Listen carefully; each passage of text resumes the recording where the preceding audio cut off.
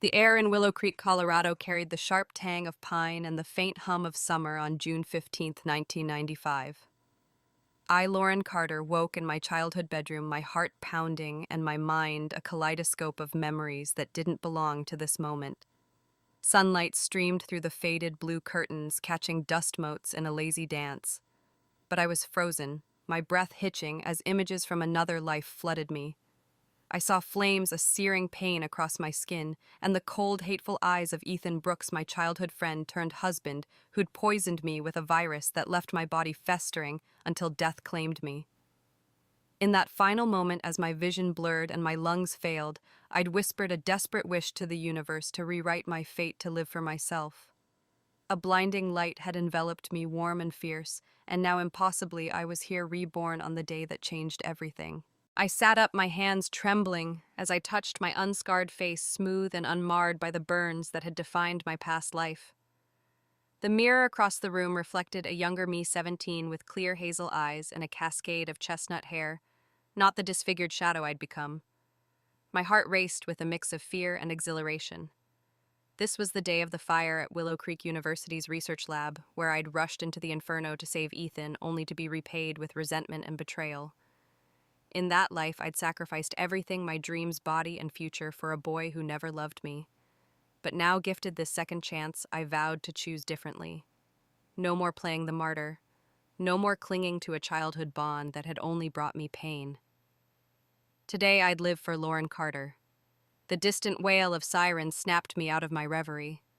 I pulled on a worn denim jacket and sneakers, my mind racing toward the future. In my past life, I'd missed the SAT cutoff by a single point, too consumed by Ethan's needs to focus on my own.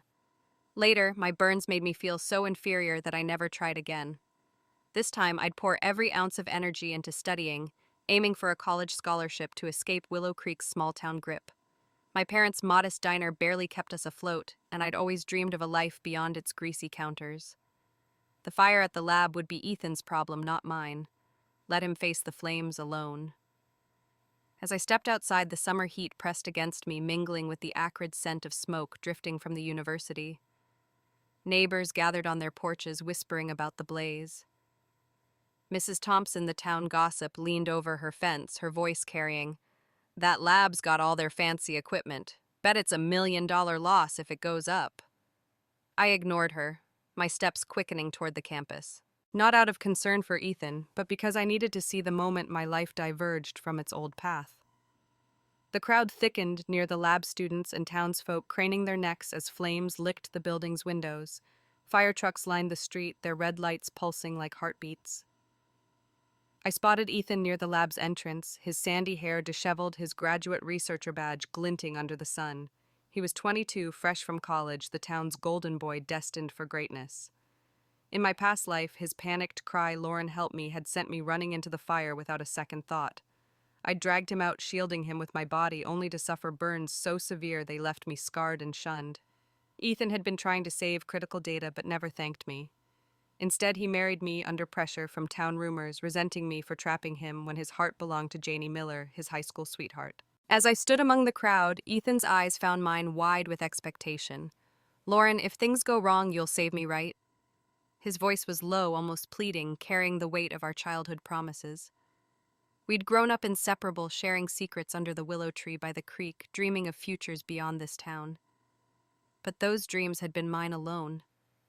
Ethan had used our bond, leaning on my loyalty while giving nothing in return. I crossed my arms, my voice steady but cold. "No, Ethan, I'm not your hero anymore." His jaw dropped, shock etching his features. The crowd murmured, some chuckling at the golden boy's embarrassment. I turned away, my heart pounding not with guilt, but with liberation. This was my second chance, and I wouldn't waste it on someone who'd betrayed me so completely. As I walked home, I passed the local library, its bulletin board plastered with flyers for SAT prep courses. I paused, a spark of hope igniting. I'd start there, rebuilding my future one page at a time. Hey, if this story of second chances resonates with you, hit that like button to show some love, drop a comment to share your thoughts, maybe your own story of starting over, and subscribe to join us for more tales of redemption on the channel. Like Lauren's fighting to reclaim her life, your support keeps these stories alive. I reached home, the familiar creak of the front door greeting me. My parents were at the diner, so I had the house myself. I pulled out my old SAT prep books, their pages yellowed but intact, and spread them across the kitchen table. The weight of my past life lingered. Ethan's cruel words about my scars, the way he'd flaunted his love for Janie, the virus he'd injected to kill me. But those memories only fueled my resolve. I opened a math book, and the equations were a puzzle I was determined to solve. Outside, the sirens faded, but the smoke lingered, a reminder of the fire I'd walked away from.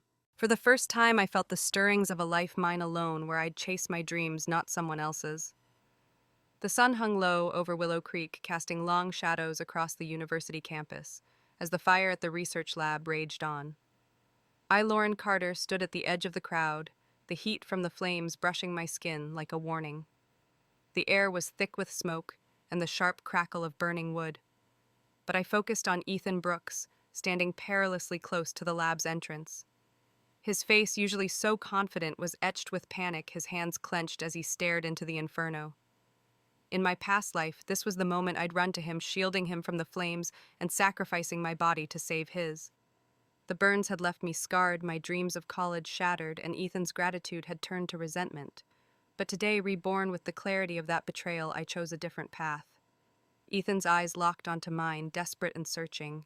"Lauren, if things go wrong, you'll save me, right?" he called, his voice cutting through the crowd's murmurs. Those words had been a siren's call in my past life, pulling me into the fire without hesitation. I'd believed our childhood bond, those summers by the creek trading dreams under the stars, meant he'd value my sacrifice. Instead, he'd married me under pressure from town gossip, hating me for stealing him from Janie Miller, his true love. He'd even told our kids I'd ruined his life, painting me as the villain in his twisted love story. The memory of his cold words, "If I'd known I'd be tied to you, I'd have died," loving Janie, stabbed at me, but I pushed it down. This time, I wouldn't be his savior. I stepped forward, the crowd parting slightly, their eyes darting between us. Ethan's graduate researcher badge glinted, symbolizing his ambition, but I saw the coward beneath it. I said, "Your safety's your responsibility, Ethan," my voice clear and firm. "I'm not running into that fire for you." His face froze, shock rippling through his features like a stone hitting water. The crowd erupted in whispers, some stifling laughs at the golden boy's public rejection. Ethan's cheeks flushed, his eyes narrowing, but I held my ground, my heart pounding with fear and triumph. For the first time, I was choosing myself. I turned away, the heat of the fire fading as I walked toward the campus edge. Behind me, I heard Ethan shout, "Lauren, do you know what you just said?" His voice cracked disbelief, lacing every word. I didn't look back, but I could picture his stunned expression, the same one he'd worn when I'd confronted his lies in our past life. The crowd's laughter grew louder, and there was a chorus of Willow Creek's judgment. I felt a flicker of satisfaction. Let them see Ethan as a man who relied on others to prop his ego. As I walked, I passed the university's main quad, where students milled about, some discussing the fire's impact. One said the lab's data is critical for cancer research. If it's lost, the whole project's toast. The words hit me, a reminder of the stakes Ethan faced. In my past life, I'd gone deeper into the lab to retrieve that data, urged by Ethan's pleas, only to suffer burns that left me bedridden for months. The university had rebuilt, but I'd been left behind, my scars, a constant reminder of his ingratitude. Now I let him face the consequences alone. I reached home, the quiet of our small house starkly contrasting with the chaos I'd left behind. My parents were still at the diner, unaware of the fire or my rebirth. I sat at the kitchen table, my SAT books waiting like old friends. In my past life, I'd missed the college cutoff by 1 point, too distracted by Ethan's demands to study. Later, my injuries crushed my confidence and I never tried again. But now, with 2 months until the SATs, I had a chance to rewrite that story. I opened a practice test, the questions a lifeline to a future I'd almost lost. Outside, the sirens waned, but the smoke lingered, curling over Willow Creek like a dark omen. I thought of Ethan hesitating at the lab's entrance, his ambition clashing with his fear. He'd known I'd save him in my past life, giving him the courage to act recklessly. Without me, he was exposed, his weaknesses laid bare. I felt a pang of guilt, not for him, but for the girl I'd been so eager to please, so blind to his manipulation. That girl was gone, replaced by someone who knew her worth. I turned a page, diving into algebra, and the equations ground me. My parents' diner, Carter's Corner, was a block away, and I could almost hear the clatter of plates, the hum of small-town chatter. Soon I'd tell them about my plans, hoping they'd see past their doubts about college for a diner girl like me. For now I studied, and each answer is a step toward freedom. The fire had marked the end of my old life, but it was also the spark of my new one, a life where I'd fight for my dreams, not Ethan's. The sun dipped below the horizon in Willow Creek, Colorado, painting the sky a bruised purple as Lauren Carter sat at my kitchen table, my SAT prep book spread before me. The distant wail of sirens had faded, but the acrid scent of VZ4WNIS 1RM of the research lab fire still lingered in the air, a reminder of the pivotal moment I'd rewritten hours earlier. In my past life, I'd rushed into that inferno to save Ethan Brooks, my childhood friend, only to be scarred for life physically and emotionally. Mivis 1RM. The fire, Ethan had been forced to marry me, pressured by Willow Creek's gossip about my heroic act. But he never loved me. His heart belonged to Janie Miller, his high school sweetheart, and his resentment had festered into cruelty that ended my life. Now reborn on June 15, 1995, with a desperate wish granted by a blinding light at my death, I was determined to forge a new path. I paused over a geometry problem, my mind drifting to Ethan's betrayal. We'd grown up together, sharing secrets under the willow tree by the creek, our laughter echoing through summer nights. I'd believed our bond was unbreakable, that he'd cherish my sacrifice. But in that past life, I'd overheard him drunkenly confess to a colleague at the lab, his voice thick with regret. I'd rather have died loving Janie than be tied to Lauren forever. Those words had shattered me, revealing a truth I'd ignored for years. Ethan and Janie had been together since high school, their romance a town legend, homecoming king and queen, the perfect couple. They'd rekindled their affair after my burns confined me to a hospital bed, Ethan visiting out of duty while sneaking to Janie's house at night. He'd even told our children I'd ruined his chance at true love, turning them against me with stories of his lost romance. The memory stung, but it also clarified everything. Ethan's charm, his easy smile, had masked a manipulative heart. He'd used our childhood friendship to keep me tethered to him, always expecting my loyalty while giving none in return. He'd proposed to me not out of love, but career necessity in our past life. Colleagues at the university lab had questioned his credibility, whispering that he owed his survival to me. To silence them and secure a promotion, he'd married me, a decision he resented, until he injected me with a virus that festered my wounds, killing me slowly. In this new life, I saw him for what he was, a man who'd exploited my devotion, not my partner in dreams. I pushed the textbook aside, my chest tight with anger and resolve. The town was buzzing with news of the fire. Neighbors gathered outside Carter's Corner, my parents' diner, speculating about the lab's loss. Mrs. Thompson, the local gossip, leaned over her fence, her voice sharp. Ethan's career might take a hit if that data's gone. I didn't care about his ambitions anymore. I focused on the SATs, my ticket out of Willow Creek's suffocating small-town judgment. In my past life, I'd missed college by 1 point, my confidence crushed by Ethan's cruelty and my scars. This time, I'd study harder, aim higher, and leave this town behind. I flipped open a practice test, and the questions were a challenge I was ready to meet. Ethan's betrayal had taught me one thing: I was enough. I didn't need his or anyone else's approval to claim my future. The emotional weight of my past life lingered, nights spent crying over Ethan's cold words, the way he'd called my scars nightmarish, blaming me for his unhappiness. But those memories only fueled my determination. I wasn't that girl anymore, the one who'd run into a fire for someone who'd discard her. I was Lauren Carter, reborn with a chance to rewrite my story. I traced the unscarred skin of my hand, a physical reminder of this second chance, and turned a page in my book. The equations blurred briefly, but I blinked back tears, focusing on the numbers. Each answer was a step toward a college campus far from Willow Creek, where I could build a life on my terms. The fire had been a turning point in my past life, marking my downfall. It was the spark of my redemption, and I wasn't letting it go to waste. The morning after the fire, Willow Creek woke to a town transformed.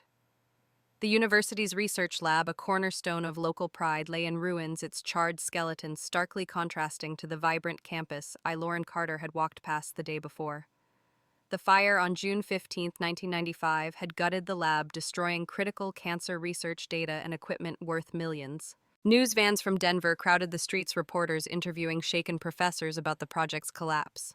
The loss wasn't just Ethan Brooks' failure, it was a blow to Willow Creek's economy as the lab had drawn grants and jobs to our small town. One said that my parents' diner, Carter's Corner, buzzed with locals debating the fallout. The university might cut funding now. Half the town's jobs could go. I listened silently, sipping coffee at the counter, my SAT prep book tucked under my arm. Ethan stood by the lab's blackened entrance yesterday, his face pale, his graduate researcher badge dangling uselessly. He'd hesitated when I refused to save him, stepping back as flames roared, too afraid to risk his life without my guarantee. In my past life, I'd rushed in shielding him with my body, only to face his hatred later. His cowardice had cost him the data he'd prized that could have cemented his career. Now the town saw him differently, not the golden boy, but the one who'd faltered when it mattered most. I overheard Mrs. Thompson at the diner, her voice low, but cutting Ethan's no hero. He choked when the town needed him. I kept my eyes on my book, my heart steady. His failure wasn't my burden. I walked home through streets alive with gossip neighbors whispering outside the hardware store. "Ethan's not who we thought," one said, shaking their head. I nodded, my gaze flickering to my unscarred face, my mind replaying my past life's pain. Ethan's proposal for career gain, his secret nights with Janie Miller, the virus that killed me. But I'd chosen myself this time, refusing to play the savior. My parents, wiping down the diner's counter, noticed my quiet resolve. Typing my fingers, brushed the air, then curled around a graph problem.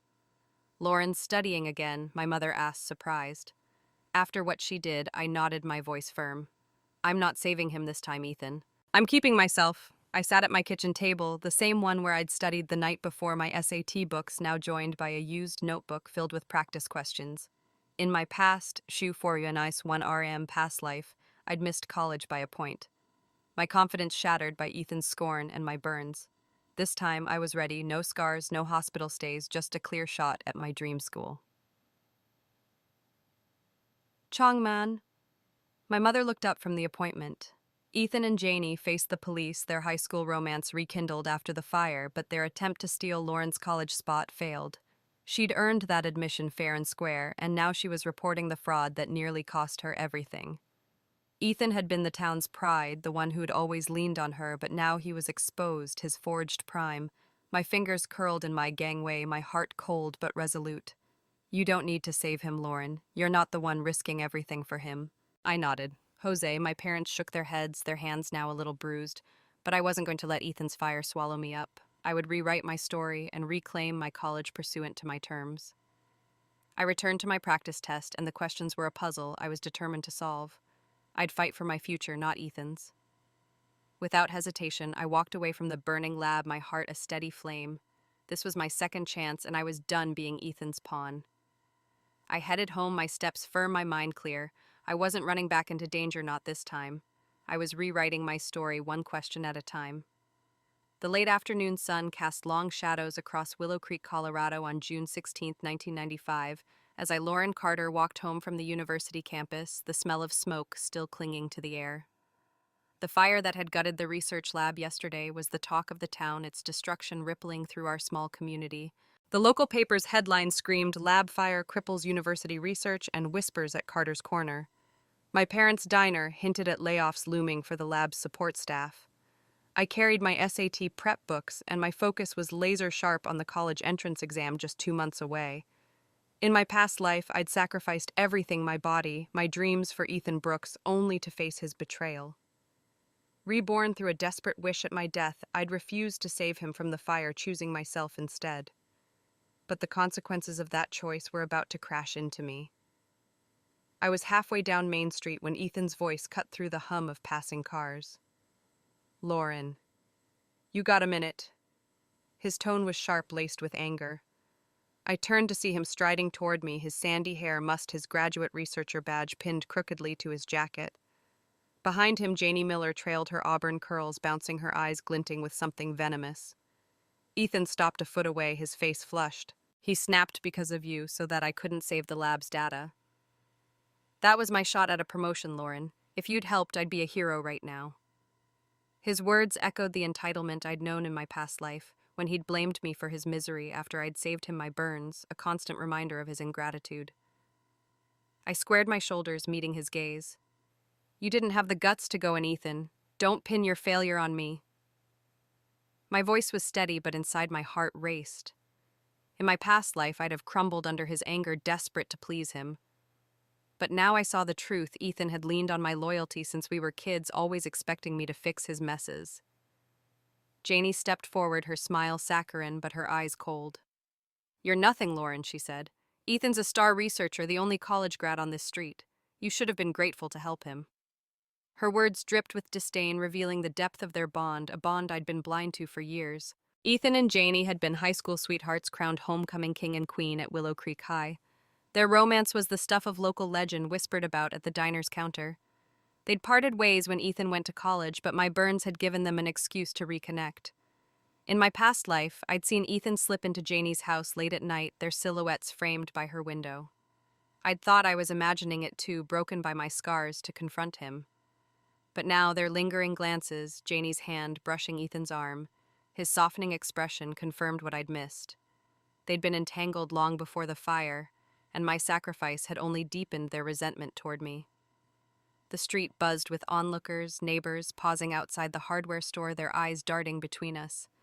Mrs. Thompson, the town gossip, leaned closer, her notepad out as if documenting the drama. I took a breath, my voice cutting through the tension. If you're so brave, Janie, why didn't you enter the fire? You were there, weren't you? Hiding in the crowd? Her face paled, her lips parting, but no words came. Ethan's jaw tightened, his eyes flickering with something like guilt.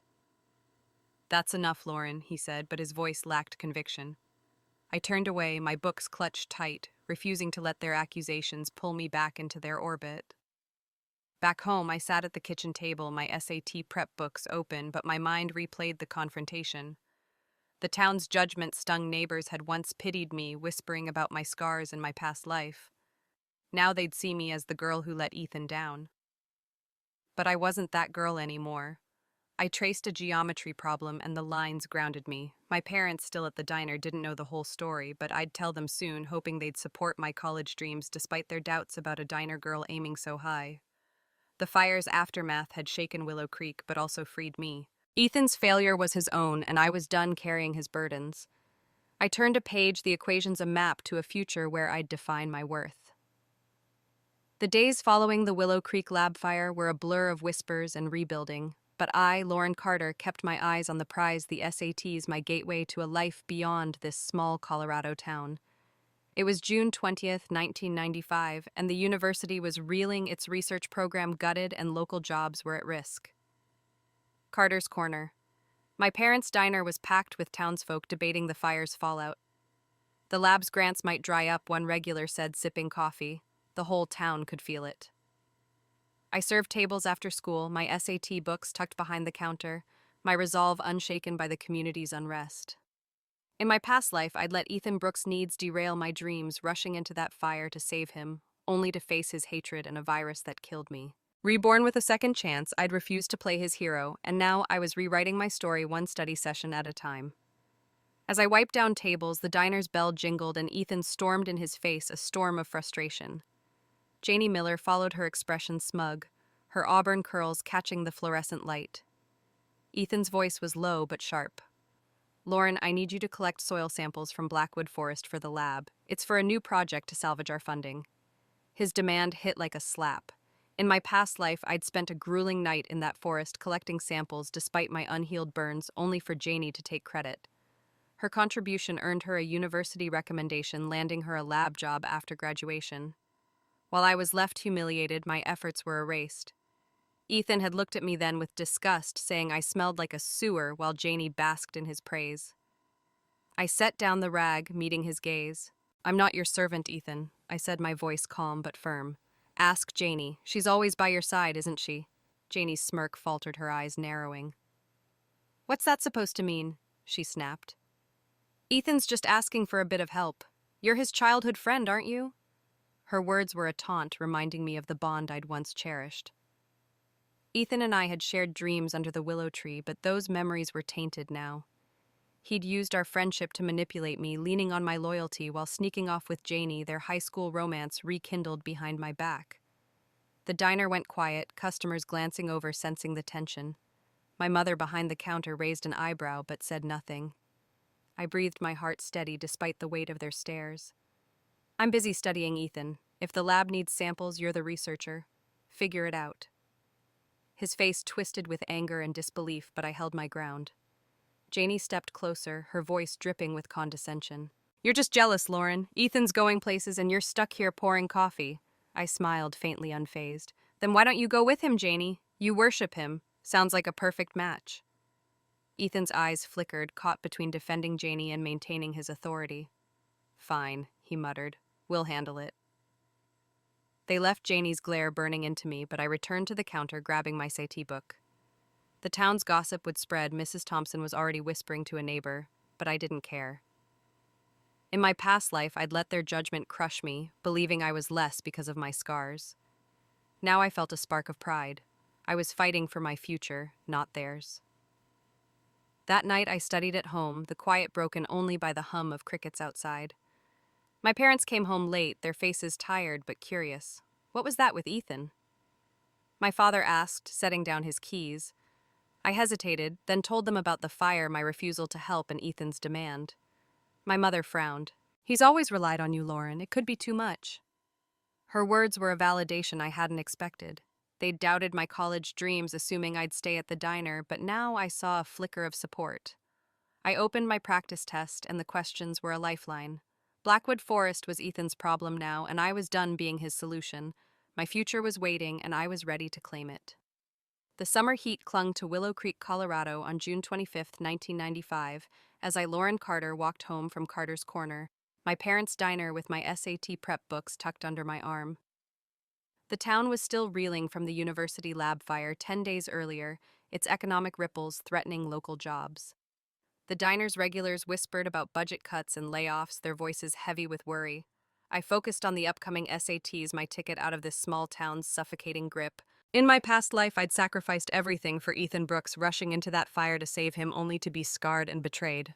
Reborn through a desperate wish at my death, I'd refused to play his hero, rejecting his demand to collect forest samples for his lab. But Ethan's entitlement hadn't faded, and I sensed trouble brewing. I was halfway down Elm Street when Ethan's voice sliced through the evening air. Lauren, stop. He stormed toward me, his face red with fury, his graduate researcher badge glinting under the streetlights. Janie Miller trailed behind, her auburn curls disheveled, her eyes burning with resentment. They were covered in dirt scratches on their arms from a failed trip to Blackwood Forest. Ethan's voice trembled with rage. You think you can walk away after ruining everything? I got chased by a boar because you wouldn't help. In my past life, I'd endured that forest task despite my burns, only for Janie to steal the credit and secure a university spot. Their failure was their own, and Ethan's anger was a desperate attempt to shift the blame. I clutched my books, my voice steady. You chose to go, Ethan. I told you I was done. His eyes narrowed, and before I could react, he grabbed my wrist, yanking me forward. You owe me, Lauren, he shouted, shoving me. Pain shot through my knees as I hit the pavement. Janie stepped closer, her sneer cruel. You're just a doormat, Lauren. Always have been. She jabbed her foot into my side, twisting it with a smirk. The street was quiet, but Mrs. Thompson's porch light flicked on her silhouette, watching. Rage surged through me, not the broken girl of my past life, but the reborn Lauren who'd had enough. I scrambled up, shoving Janie back. She stumbled, shrieking as she fell. Ethan's hand flew, slapping my face hard. The sting burned, blood pooling at the corner of my mouth. Don't touch her, he roared, stepping over me like I was nothing. Janie dusted herself off, laughing. You make a great rug, Lauren. The humiliation echoed my past life, when Ethan's cruelty, calling my scars nightmarish, had crushed me, but this time I wouldn't break.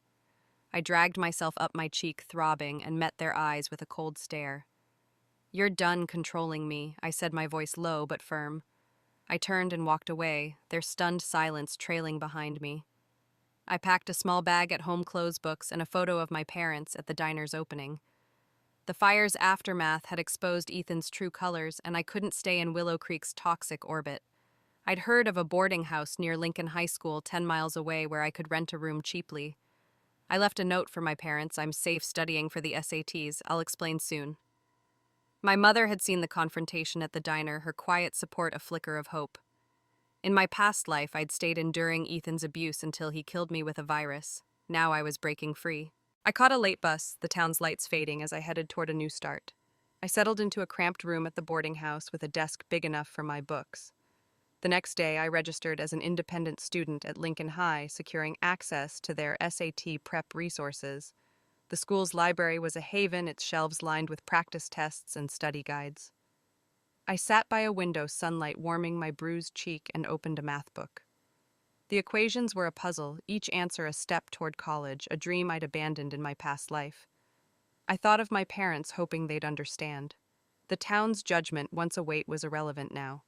I was reborn as Lauren Carter and was building a future where no one could push me down again. July 1995 brought a restless energy to my new life in the boarding house near Lincoln High School, 10 miles from Willow Creek, Colorado.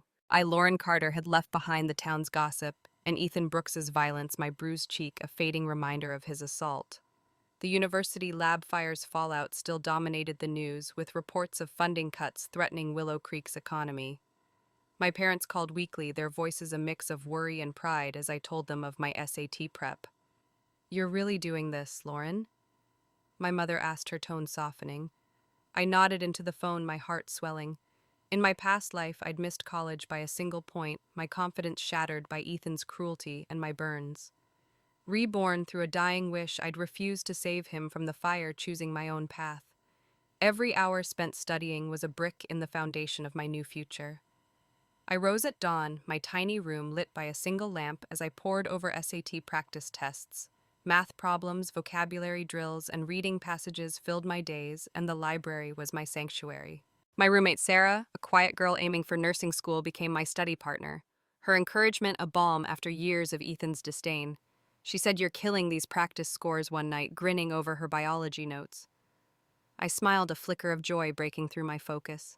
In my past life, I'd had no one Ethan's betrayal, and my scars had isolated me. I felt a spark of connection, a hint of the life I could build.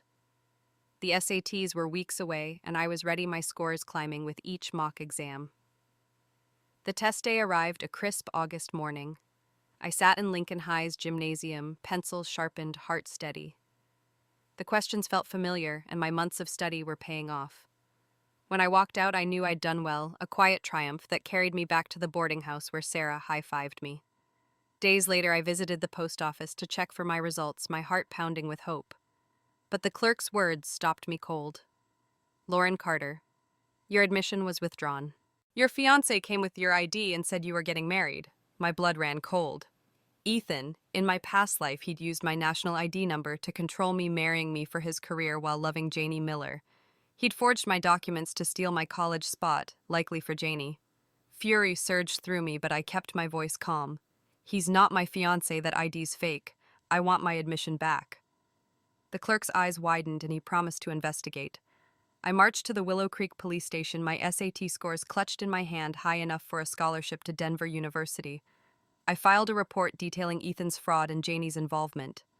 The officer, a stern woman named Martinez, nodded. "Forging government documents is serious. We'll stop that withdrawal letter." My heart eased, but the betrayal cut deep. Ethan and Janie had been high school sweethearts, and their romance had reignited after the burns in my past life. Now they'd conspired to rob me again, Janie likely eyeing my college spot to boost her own prospects. I returned to the boarding house, my resolve hardened. Sarah met me at the door, her face concerned. "What happened?" I told her everything: Ethan's violence, the fire, the fraud. Her jaw dropped, but she squeezed my hand. "You're stronger than they'll ever be, Lauren." Her words sparked warmth, a reminder of the friendships I was building.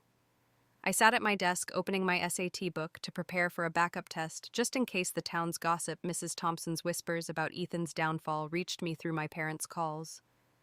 "Folks are saying he's not the hero they thought," my father said. I nodded, my pen moving across the page. Ethan's plot had failed, and I was one step closer to my dream.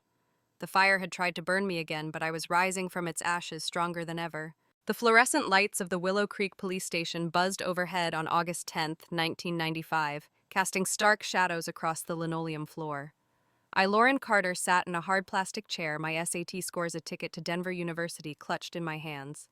The town was still grappling with the aftermath of the university lab fire, its economic fallout threatening jobs at places like Carter's Corner, my parents' diner.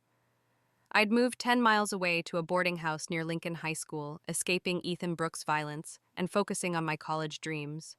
Reborn through a desperate wish at my death in my past life, I'd refused to save Ethan from the fire that had scarred me, choosing instead to reclaim my future. But his latest betrayal, forging my ID to steal my college admission for Janie Miller, had brought me here demanding justice. Officer Martinez, a no-nonsense woman with sharp eyes, took my statement as I recounted Ethan's fraud. He used my national ID number from our past. From when we were close, I said, catching myself.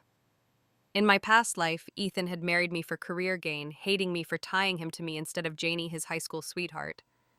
Now he tried to rob me again, likely to secure Janie's future at the expense of mine. Martinez nodded her pen, moving swiftly. We intercepted the withdrawal letter. Forging documents is a serious crime. My heart steadied, but anger simmered. Ethan and Janie's high school romance, a Willow Creek legend, had reignited after my burns in that past life, their secret meetings a betrayal I'd ignored. This time, I wouldn't let them win. The station's door swung open, and Ethan and Janie were led in, handcuffed, their faces pale. Ethan's sandy hair was disheveled, his graduate researcher badge gone, replaced by a look of panic. Janie's auburn curls hung limp, her eyes darting nervously. They spotted me, and Ethan's expression hardened. "Lauren, have you no shame?" he shouted, straining against the officer's grip. "What did Janie ever do to you? Now you're accusing her of breaking the law." His voice echoed the entitlement I'd known too well, always expecting me to bend to save him. Janie chimed in, her voice syrupy but venomous. "You're just jealous, Lauren. Ethan's offering you a chance to marry him if you let me have the college spot. You'd be lucky to have him." I stood, my fists clenched, my voice cold. "I earned my place, Ethan. You stole it with a fake ID. You and Janie can face the consequences." The room went quiet, officers glancing over, sensing the moment's weight. Ethan's eyes flickered with desperation, and he softened his tone, playing a new card. "Lauren, we can talk about this privately. Drop the charges, give Janie the spot, and I'll marry you. We're childhood friends, aren't we?" His words were a twisted echo of my past life when he'd proposed to silence gossip, only to poison me later. Janie nodded, her smile forced. "It's a good deal, Lauren. You'll never get a chance like this again." I laughed, a sharp, bitter sound that startled them. "Do you want your pity proposal, Ethan? I'm going to college. You can't take that from me. The police will decide what you deserve." Martinez stepped forward, her voice firm. "Mr. Brooks, Ms. Miller, come with us." As they were led to the investigation room, Ethan's face crumpled, his confidence shattered. Janie's smugness faded, her shoulders slumping. I sat back down, my hands steady on my SAT scores. The town's gossip, Mrs. Thompson's whispers about Ethan's fall, would spread, but I didn't care. My parents had called that morning, proud of my resolve. "You're doing right, Lauren," my mother had said. I felt their belief in me for the first time, a warmth that fueled my fight. The station's clock ticked on, each second a step toward justice. I thought of Sarah, my roommate at the boarding house, whose encouragement had become a lifeline. In my past life, I'd been alone, my scars isolating me. Now I had allies, a future, and a strength Ethan couldn't touch. The police would uncover the truth, and I'd walk away free, my college dreams intact. I closed my eyes, the weight of my past life lifting. This was my victory, and I was ready to claim it. September 1995 brought a crisp edge to the air as I, Lauren Carter, stood outside Denver University's campus gates with my acceptance letter. The Willow Creek lab fire's shadow lingered, its economic toll forcing layoffs at local businesses, including a few at Carter's Corner. But I'd escaped that world, moving from a boarding house near Lincoln High School to a dorm room in Denver. Reborn through a dying wish, I'd refused to save Ethan Brooks from the fire that had scarred me in my past life, choosing instead to ace the SATs and foil his attempt to steal my college spot for Janie Miller. The police had confirmed their fraud, ensuring my admission was secure. I was here ready to start a life I'd only dreamed of. The campus buzzed with freshmen, their laughter and chatter a stark contrast to Willow Creek's stifling gossip. I carried a box of books to my dorm, and my roommate Mia, a bubbly art major, helped me unpack. "You're from that fire town, right?" she asked, taping a poster to the wall. I nodded, hesitant, but her smile was warm. "Heard you fought for your spot here. That's badass." Her words sparked a quiet joy, a feeling I'd rarely known in my past life, when Ethan's cruelty, calling my scars disgusting, had isolated me. I'd made friends like Sarah at the boarding house, and now Mia, their support, was a reminder that I could build a new family. We stayed up late sharing stories over instant coffee, my heart lighter with each laugh. Back in Willow Creek, the town's perception of me had shifted. My parents called their voices proud. Folks are talking, Lauren, my father said. They say you stood up to Ethan and showed he's no hero, Mrs. Thompson, the town gossip, had spread the story of Ethan's fraud. Her usual pity was replaced by admiration. That Carter girl's got grit, she'd told a neighbor my mother overheard. In my past life, the town had pitied me, whispering about my burns. Now they saw me as the girl who'd fought back a narrative I hadn't expected. Once skeptical of my college dreams, my parents sent a care package, a diner mug, a note saying, "We're sorry we doubted you. Go shine." I held the mug, tears pricking my eyes, feeling their love across the miles. Classes started, and I dove into my studies, biology lectures, and math seminars, challenging but exhilarating. I joined a study group, and my confidence grew with each discussion. In my past life, I'd abandoned college, my burns and Ethan's scorn crushing my spirit. Now every problem I solved was a step toward a career in science, a dream I'd buried. But Willow Creek's shadow crept in. A letter from my mother mentioned Ethan's demotion at the lab, and his reputation was tarnished. Janie, still facing charges, had lost her chance at college. Their high school romance, once the town's pride, was now a cautionary tale. I felt no joy, only relief. Their downfall was their own, not mine. One evening, as I studied in the library, a memory surfaced, not of pain but of hope. I dreamed of a lab coat, a life of discovery in my past life. Now I was living it, surrounded by peers who valued me. I closed my textbook, the weight of my past life fading. Willow Creek's judgment no longer defined me. I was Lauren Carter, a college freshman with a future I'd fought for. The fire had tried to burn me, but I'd risen stronger, ready to embrace the life ahead. The autumn of 1996 painted Denver University's campus in shades of gold and crimson, a vibrant backdrop to my new life as a freshman. Lauren Carter had escaped the shadow of Willow Creek, Colorado, where the lab fire's economic fallout still lingered, cutting jobs and casting a pall over the town. My parents' diner, Carter's Corner, felt the strain, but their pride in my scholarship to Denver kept us connected through weekly calls. Reborn through a dying wish after Ethan Brooks' betrayal in my past life, I'd refused to save him from that fire, aced the SATs, and foiled his attempt to steal my college spot for Janie Miller. Now in a dorm filled with laughter and late-night study sessions, I was building a future I'd once thought impossible. But Ethan's shadow wasn't done with me yet. I was crossing the quad biology textbook in hand when a familiar voice stopped me cold. Lauren Ethan stood by the library steps, his sandy hair longer, his face gaunt. His graduate researcher badge was gone, replaced by a worn jacket, a sign of his demotion after the fire. His eyes, once confident, churned with a mix of desperation and something more profound, recognition. "We need to talk," he said, his voice low. I froze, my heart racing. In my past life, Ethan had married me for his career, hating me for tying him to me instead of Janie, his high school sweetheart. He'd poisoned me, ending my life in agony. Now he stepped closer, his words chilling. "I remember Lauren. The fire, our marriage, everything. You came back, didn't you?" Like me, his claim shook me. My rebirth had come from a wish, as I died, a blinding light granting me a second chance. Had Ethan experienced something similar, triggered by the fire's trauma? I pushed the thought aside, my voice cold. "You're wrong, Ethan. I don't know what you're talking about." His face fell, but his eyes held a stormy intensity. "We're connected, Lauren. We were married. You saved me." I stepped back, my books a shield. "You never went into that fire, and I wouldn't have saved you if you did. Your life isn't my responsibility." His jaw tightened, but I turned away, heart pounding, refusing to let his words pull me back. Weeks later, Ethan appeared again at an academic conference hosted by Denver University, part of a visiting lab team. I was there, selected by my professor for my high grades, presenting a biology project. Ethan's eyes locked on me when he entered the conference room, his gaze unwavering through my talk. My professor, Dr. Hayes, noticed, his brow raised. "Dr. Brooks, you seem focused on our Lauren? Something on your mind?" Ethan's voice caught emotion raw. "We grew up together, childhood friends." I cut in, my tone icy. "We were neighbors, Dr. Hayes. Nothing more. Dr. Brooks has a fiancée, Janie Miller. She's out of prison soon, right?" The room hushed, colleagues exchanging glances. Ethan's face paled, the light in his eyes dimming. At the conference dinner, I avoided Ethan, placing my bag on the seat beside me when he tried to sit close. "Doctor." Hayes, sensing tension, moved him across the table.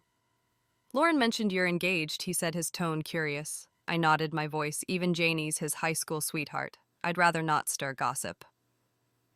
Ethan's expression crumpled, his fork untouched. Their romance, once Willow Creek's pride, had soured with Janie's arrest for fraud. Ethan had promised her marriage to take the fall, which I'd overheard in town gossip. His attempt to reconnect felt like a desperate grasp for control, not remorse. I left early, slipping into the cool Denver night, my heart steady but heavy. I thought of Mia, my roommate, and our late-night talks. Her laughter reminded me of the life I was building. Ethan's pursuit couldn't touch that. Back in my dorm, I called my parents. Their voices were warm. "The town's talking about you, Lauren," my mother said. "They say you're shining at college."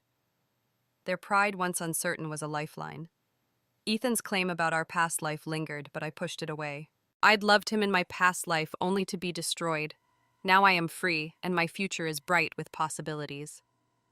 I opened my biology notes, the pages a map to a career I'd dreamed of. Ethan's desperation was his own burden, not mine. By the spring of 1999, I, Lauren Carter, stood at the pinnacle of my new life.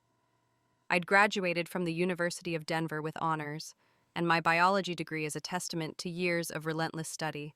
The Willow Creek lab fire's economic scars had faded, but its memory lingered in the town's tightened budgets and cautious optimism. Carter's Corner. My parents' diner had weathered the storm, and their pride in my success warmed our weekly calls.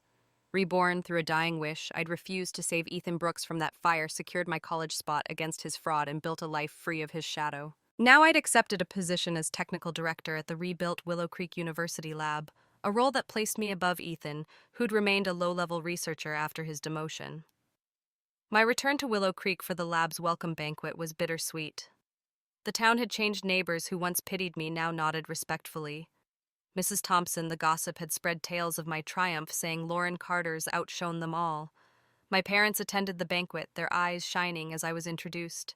Ethan was there, his posture slumped, his face aged beyond his years. He raised a glass to me, his voice strained. "Congratulations, Lauren." I nodded, treating him no differently than the others, my heart detached. In my past life, his cruelty calling my scars nightmarish, poisoning me, had broken me. Now I was whole, my success a shield. The banquet's chatter halted when Janie Miller burst in, her auburn curls gone, her face sallow from prison. She'd served time for forging my college admission, a crime Ethan had orchestrated, but escaped with a lighter penalty. Gripping his collar, she shouted, "You're stalling on marrying me because of her, aren't you? I took the fall for you." Her voice carried colleagues whispering as Ethan tried to hush her. Janie stopped. He hissed, but the damage was done. The lab's director, already displeased with Ethan's record, took note. The next day, Ethan was fired, his career in ruins. I watched from a distance, feeling neither joy nor pity, just closure. Months later, on a visit to Willow Creek, I saw Ethan and Janie at a street stall selling trinkets to scrape by. Their marriage, a deal to save Ethan's skin, had crumbled into bitterness. My parents mentioned hearing Janie's screams at night and Ethan's temper flaring. Once I passed their stall, Ethan's face scratched, Janie's eye bruised. They froze when they saw me, Janie slamming their door, Ethan fleeing without a word. Town gossip later revealed Ethan had broken Janie's leg in a fight. Their love, a shadow of the high school romance Willow Creek once celebrated. I shook my head. Their pain was no longer mine.